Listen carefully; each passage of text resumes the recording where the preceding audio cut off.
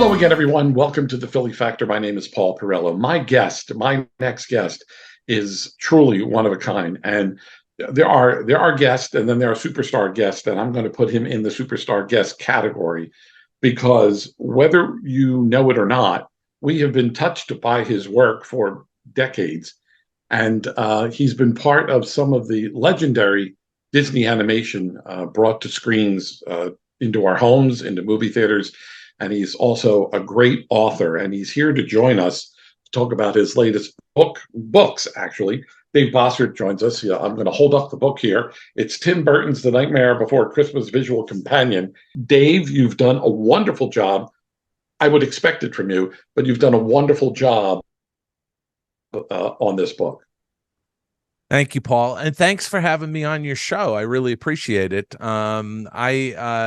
I'm very passionate about each of the book projects that I work on. I only take on projects that I really can put 150% into, and I'm really pleased with how this book turned out. And a big thank you to my editors at Disney Editions, the publisher.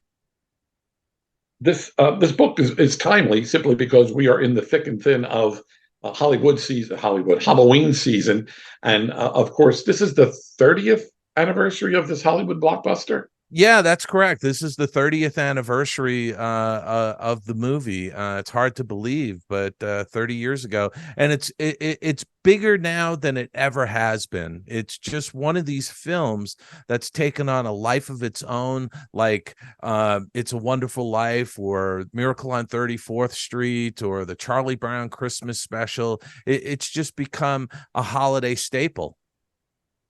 Was that the intent when this movie was made? Because being an animation geek the way that I am, 30 years ago, stop motion animation really was not as mainstream or accepted as it is perhaps today. I mean, there were very few projects that were being released 30 years ago. The only other thing that comes to my mind right off the top of my head is Rudolph the Red-Nosed Reindeer. I mean, stop motion, that type of animation really wasn't a popular genre at that point 30 years ago.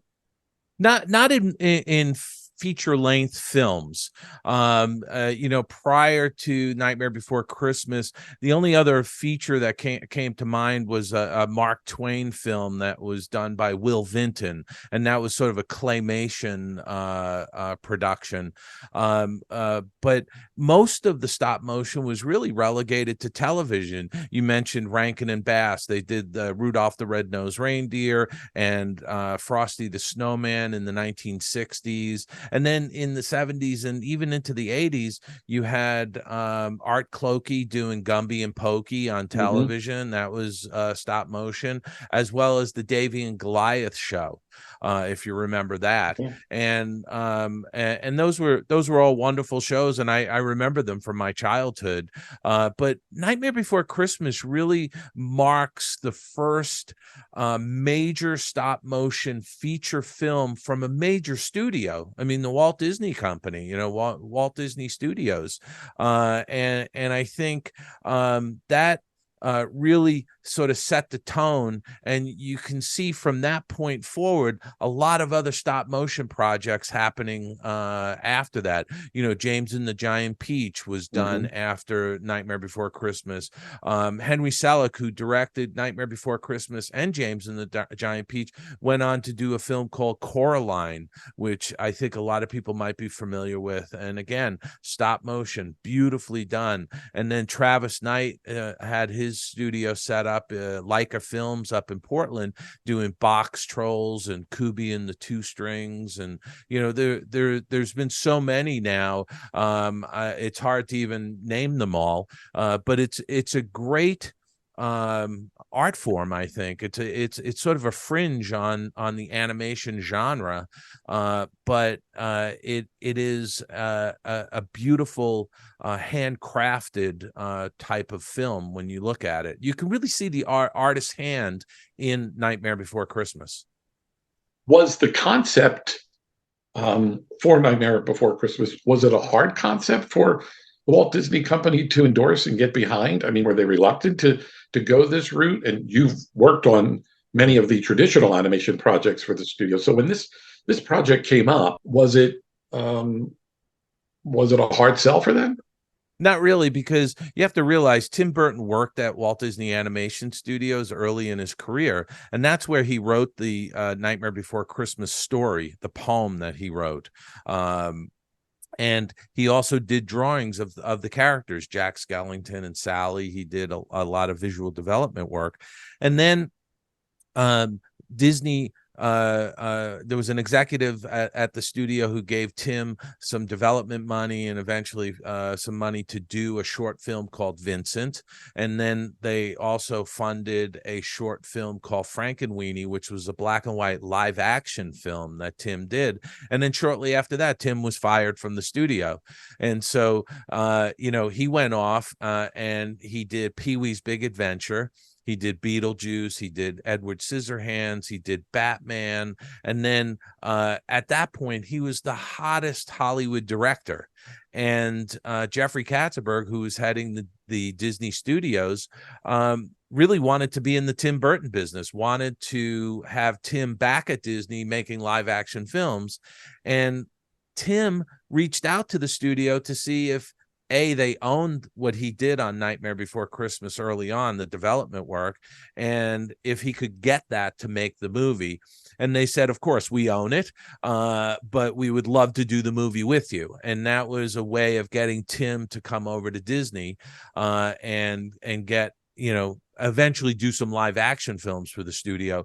But really, Tim always wanted to do Nightmare Before Christmas. It was a very personal project for him. And so if he could go to Disney and Disney would fund it, that so be it, and that's where they were going to do the film.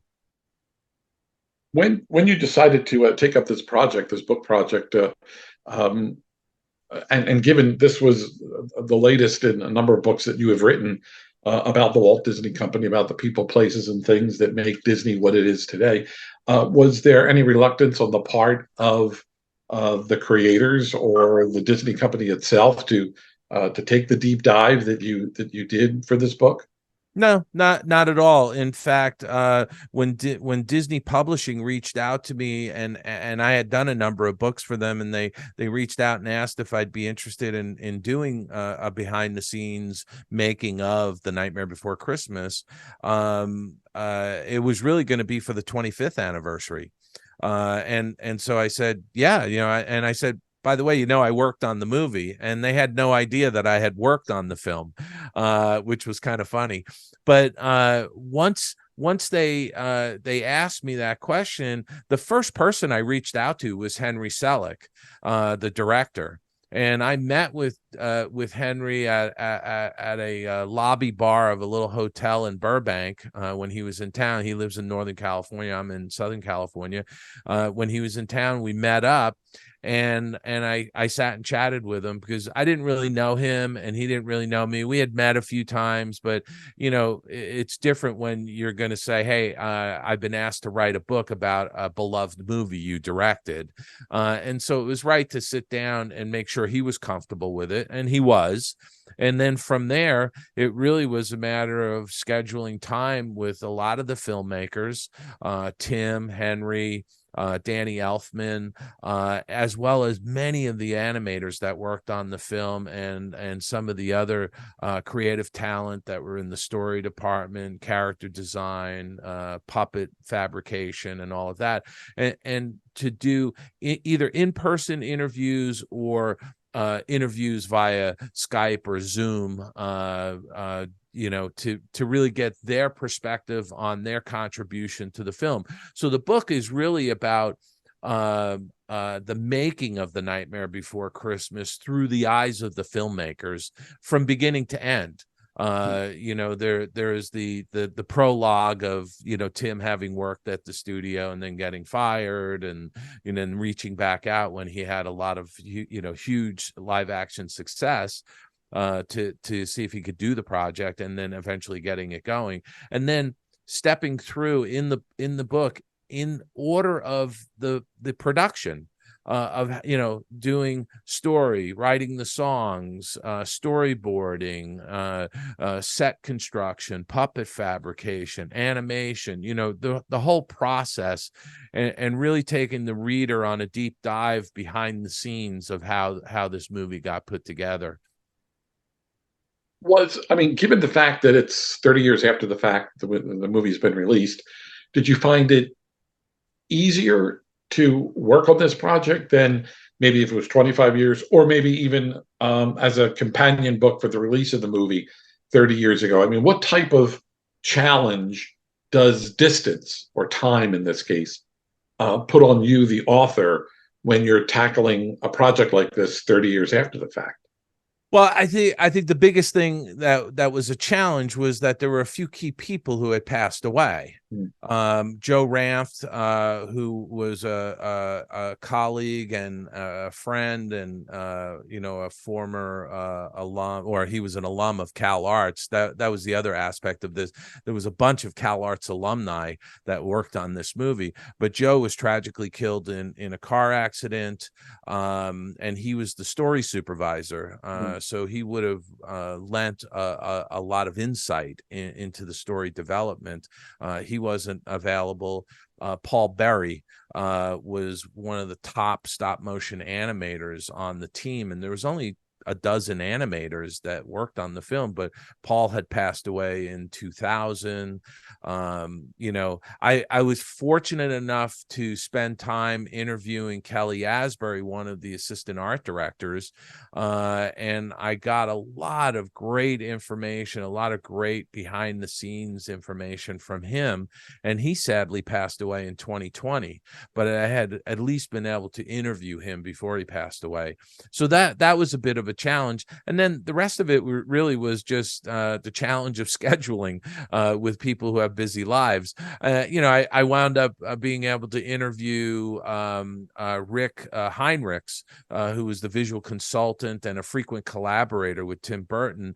And I just happened to be in London on business, and Rick was living in London during that period. And so I was able to meet up with him at his place in London and interview him and get his insights on the film. And I do think that, decades later, you do have some clarity on the impact of these kinds of movies just on popular culture. If you look at Nightmare Before Christmas, it's 30 years. The film is more popular today with a broader fan base than it has ever been. And they keep putting out new merchandise every year. They have the overlay on the Haunted Mansion down at Disneyland in Anaheim, California. There's just, there's a 3D version of the movie. The movie's available on Disney Plus. I mean, it just has become part of the fabric of the holiday season. Sure.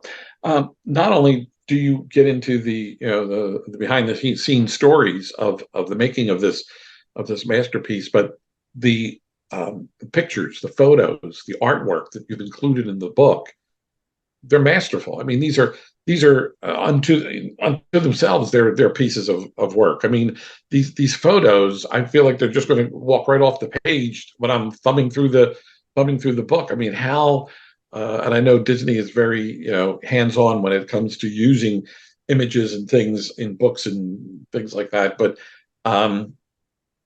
how did that process go in order to have the copyrights in order to incorporate them into this book?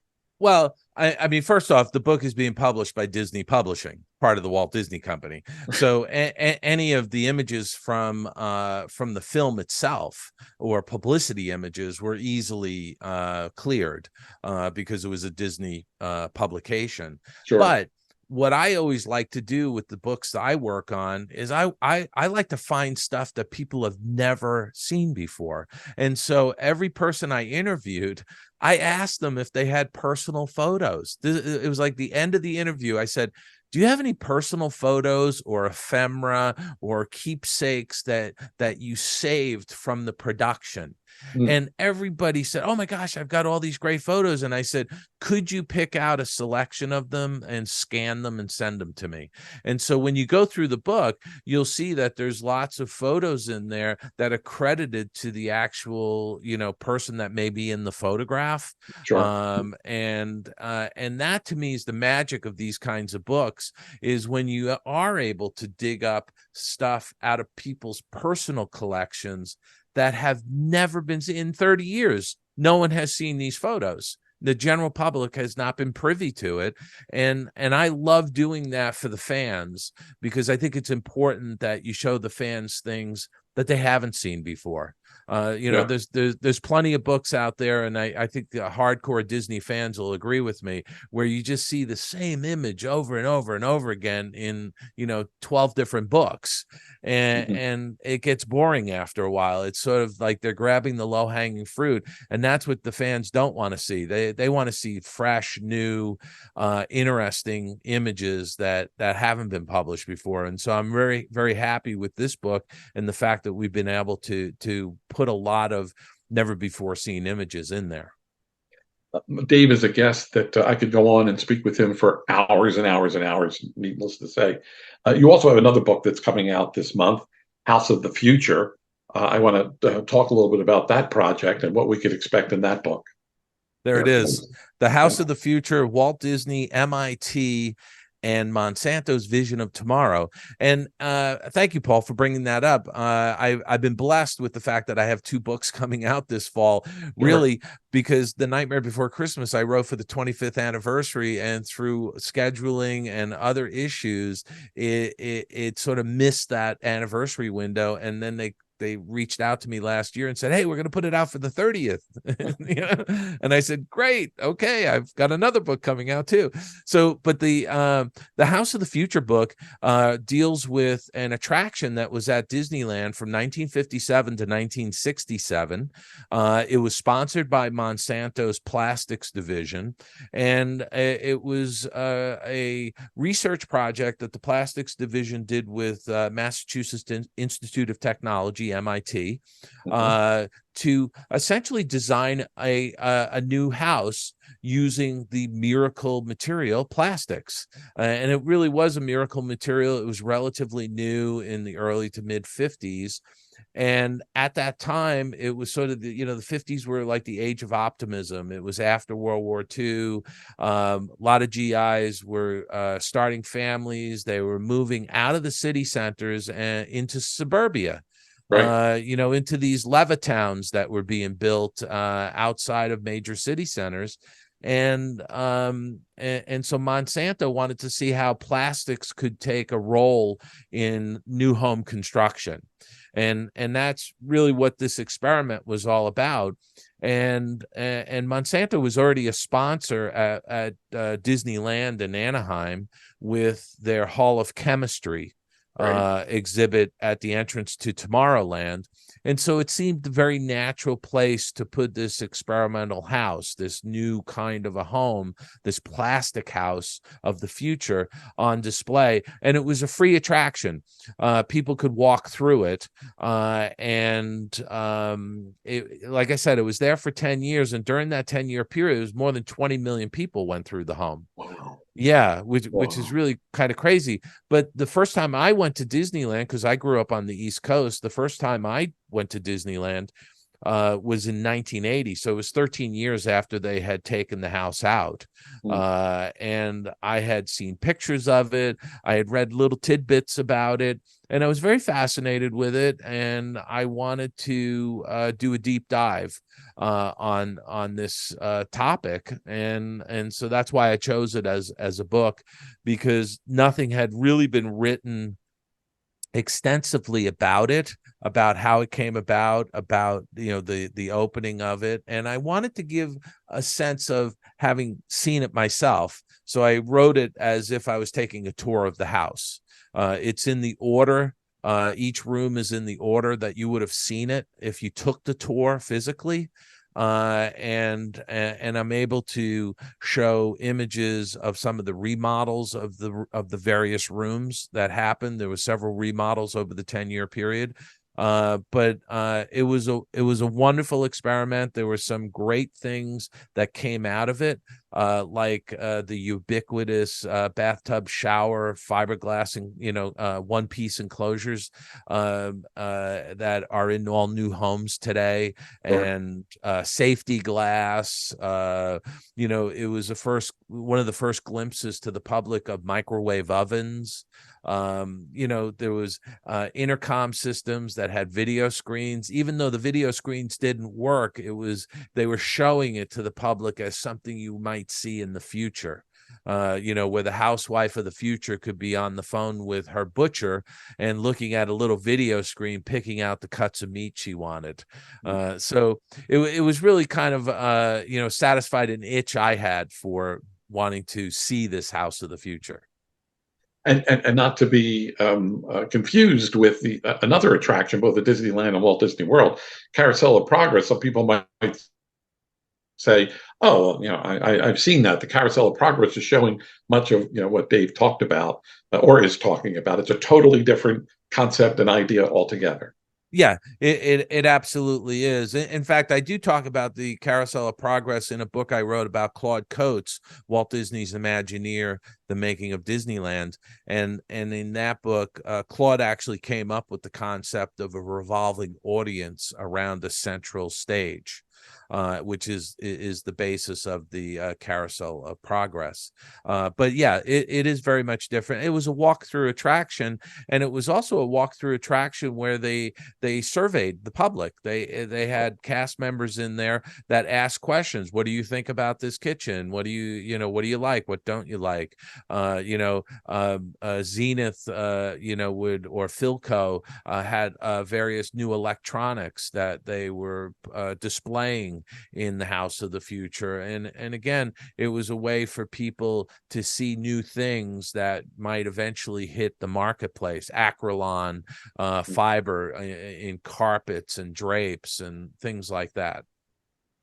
The one thing that strikes me here is, and I said at the beginning of the program, you were responsible in part for many Disney animated movies that have been released over the years, and then you sort of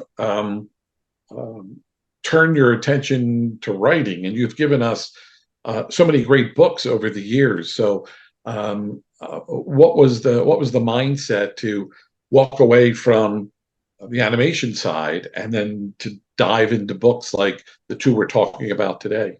Well, it's a great question, but I do want to say I was part of a larger team. I didn't bring those things. It was the teams that brought those great films to the screen. I did a small part along with hundreds of other artists Sure. working on films like Lion King or Beauty and the Beast and Aladdin and Little Mermaid and those kinds of films.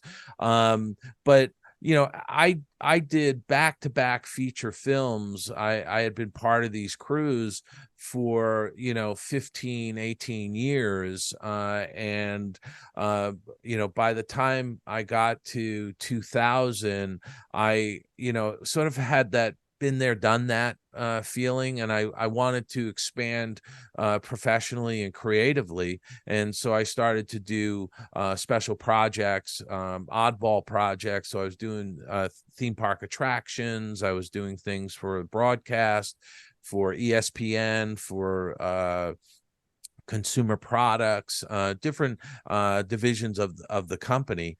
And so I was constantly being challenged with new things, and again, doing that for another decade and a half. You again get that sense of, okay, I've done that. And then I started writing, and frankly, the writing was almost accidental.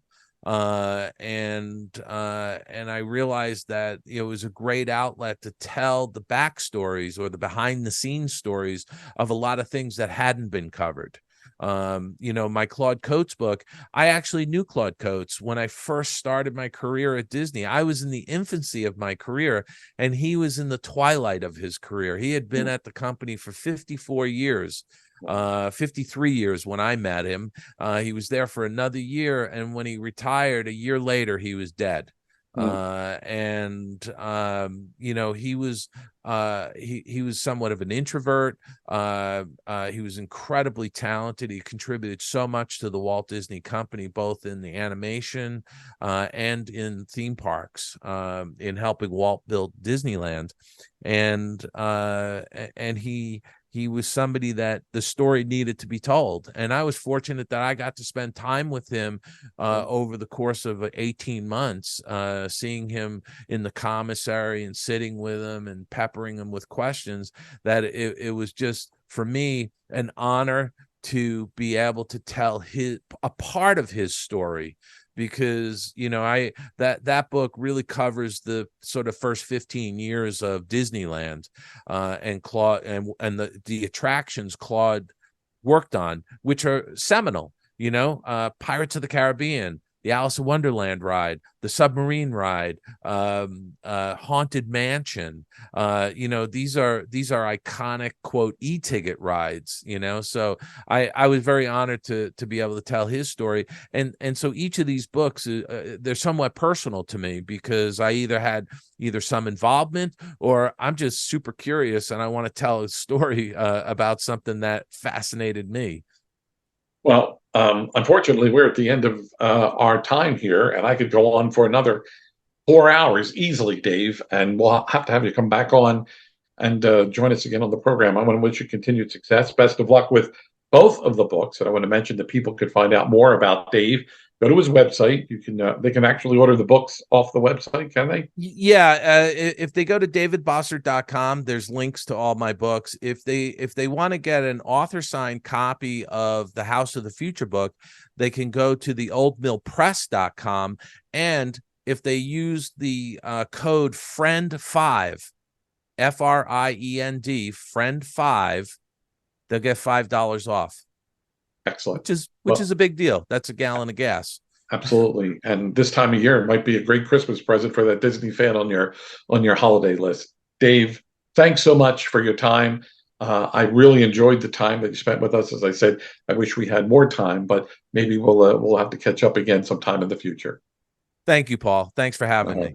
And okay, ladies and gentlemen, Dave Bossert, our guest here on this edition of the Philly Factor. Until next time, my name is Paul Perrello. Thanks so much for being with us.